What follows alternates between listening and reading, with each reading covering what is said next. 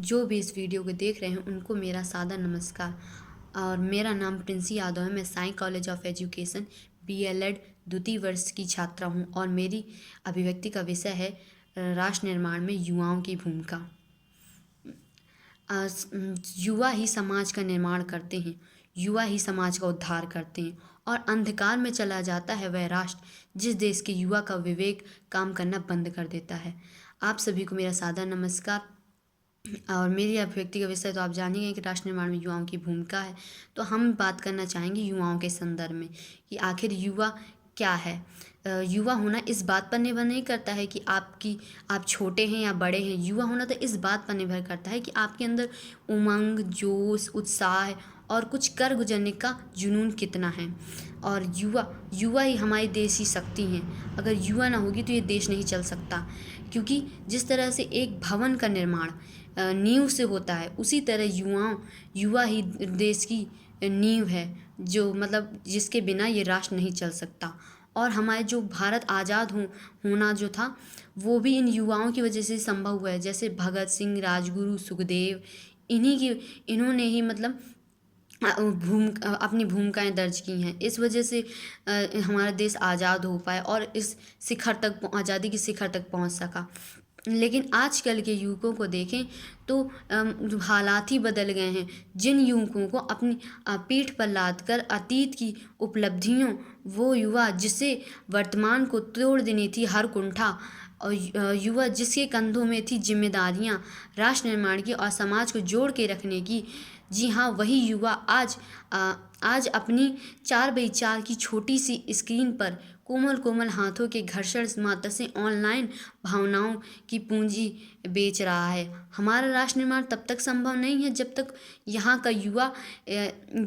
का युवा नैतिक रूप से संकीर्ण, चारित्रिक रूप से भ्रष्ट और धार्मिक रूप से अंधा, राजनीतिक रूप से गंदा और अखंड भारत को खंड खंड करने के बारे में सोचता है। तब तक ये पूर्ण नहीं रहता है, तब तक ये राष्ट्र निर्माण कतई नहीं हो सकता है। अब हमने जो चर्चा कर ली दोस्तों, अभी हमने चर्चा के लिए समस्याओं के बारे में। अब हम बात करेंगे इनके समाधान के बारे में। अब बहुत कुछ हो गया पुराना, अब कुछ नया और कुछ और बात कर लिया जाए। मैं आप सभी से विनती करती हूँ, यदि सही मायने में राष्ट्र निर्माण करना चाहते हैं तो किसी भी देश के भड़काने से हमें भड़कना नहीं चाहिए। और कोई भी राष्ट्र अगर आपको बरगलाने की कोशिश करता है तो हमें उसके विरुद्ध आवाज़ उठानी चाहिए।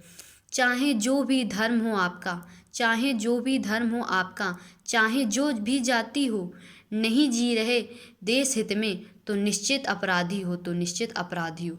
आज हम इस विषय पर चर्चा इसलिए कर रहे हैं कि विश्व में आज तक जितने भी महत्वपूर्ण परिवर्तन हुए उन सभी में युवाओं का योगदान बहुत रहा है। शायद इसलिए कहा जाता है कि जिस ओर जवानी चलती है उस ओर जमाना चलता है। आज देश का कोई युवा कूड़े से घर निर्माण की चीज़ें बना रहा है, तो कोई सूखा राहत के किसानों के लिए पानी बचाने की व्यवस्था कर रहा है।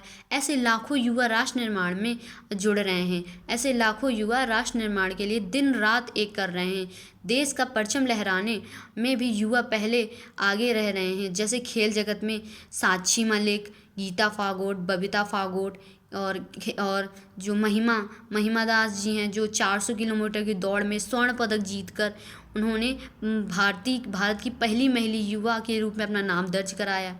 अब आप ही सोचें, अगर भारत की अपार युवा शक्ति सही पथ पर चले और अच्छे कार्य करे तो वह दिन दूर नहीं जब भारत दोबारा विश्व रूट के पथ पर आ जाएगा। और हमारे युवा शक्ति को देखकर ही अंतर्राष्ट्रीय स्तर पर की गई भविष्यवाणी ने कहा था कि भारत जल्द ही आर्थिक शक्ति और सैन्य शक्ति में महान बन जाएगा।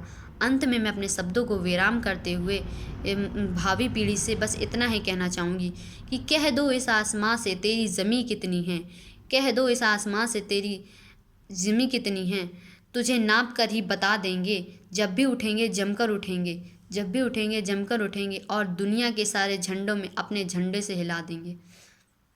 जय हिंद, जय भारत।